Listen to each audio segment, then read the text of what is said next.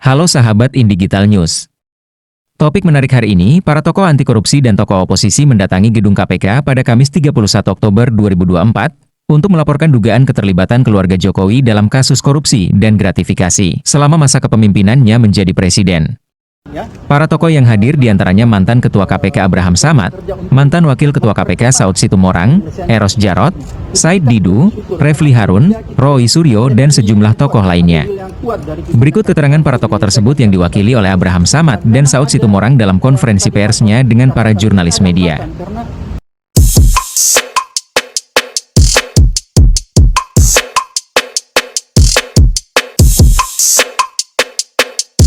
Lagi bahwa pimpinan KPK bersepakat dengan kita untuk menindaklanjuti seluruh kasus-kasus baik itu dugaan suap, dugaan korupsi, dugaan gratifikasi yang sudah dilaporkan kelompok-kelompok masyarakat ya terhadap keluarga Mulyono itu akan ditindaklanjuti. Bagaimana tindak lanjutnya itu nanti akan pimpinan KPK yang akan menyampaikan langsung kepada kalian. Sebenarnya itu intinya.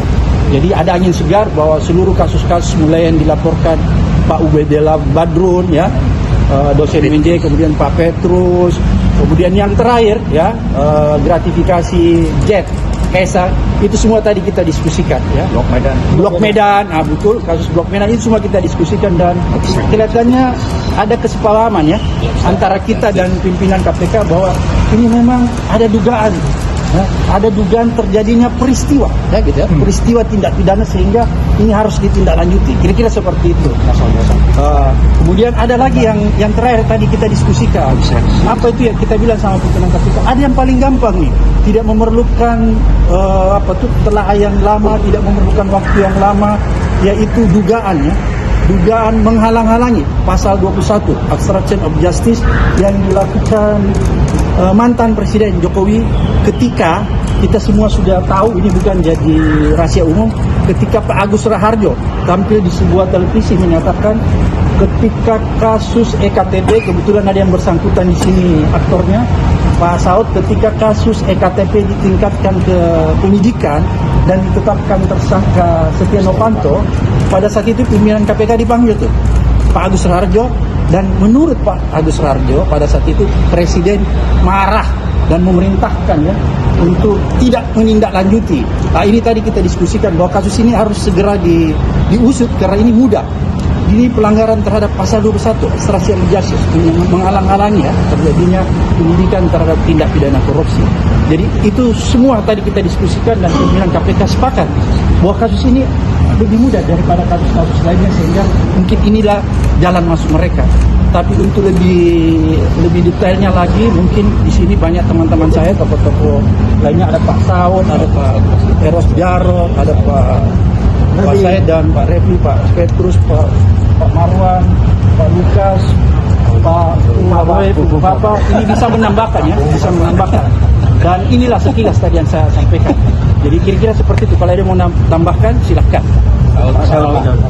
Ya, jadi kita excited datang kemari selain memang tadi sudah disampaikan dilaporkan hal tadi itu.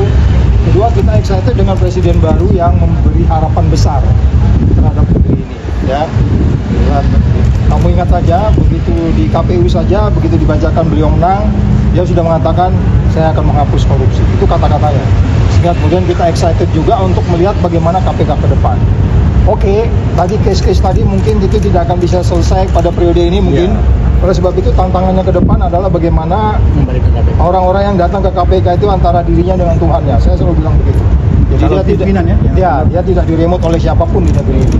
Jadi sekali lagi kita juga berdiskusi seperti itu cukup lama tadi ya.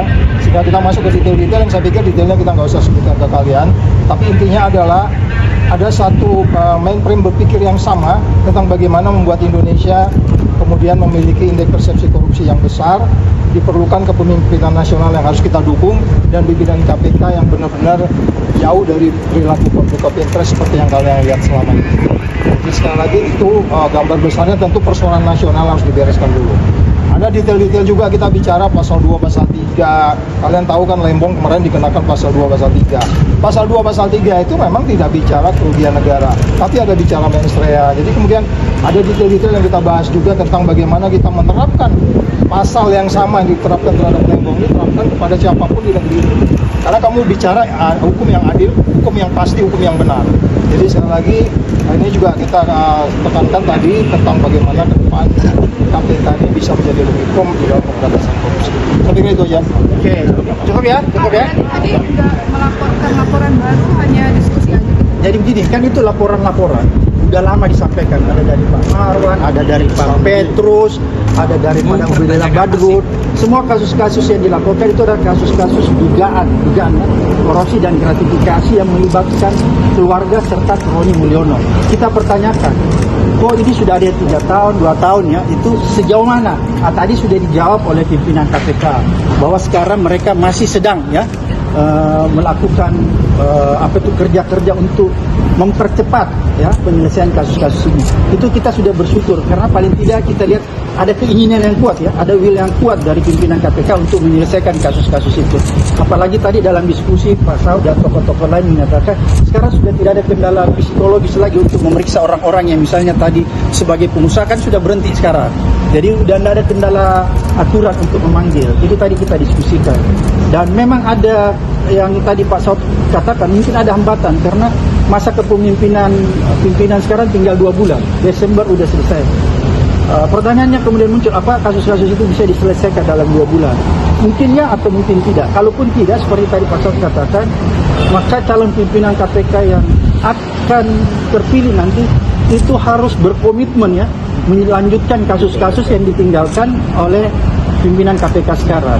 Dan yang kedua, bahwa ini himbauan nih kepada pemerintah bahwa sebaiknya memilih pimpinan KPK yang kredibel. Itu pertama. Kemudian yang kedua, kalaupun bisa sebenarnya, kalaupun di antara 10 orang ini kita melihat belum bisa diharapkan, maka kita mendorong pemerintah, karena ini ada aturannya, bahwa pemerintah bisa menganulir, ya, bisa membuat pansel ulang, ya, membentuk pansel ulang dan melakukan seleksi ulang untuk calon pimpinan KPK.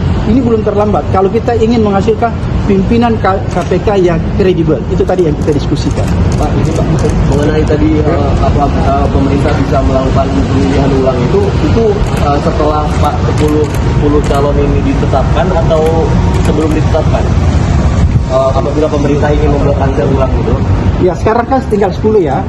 Sekarang pemerintah sudah menetapkan, katakanlah begitu ya. Kemudian nanti diserahkan ke DPR.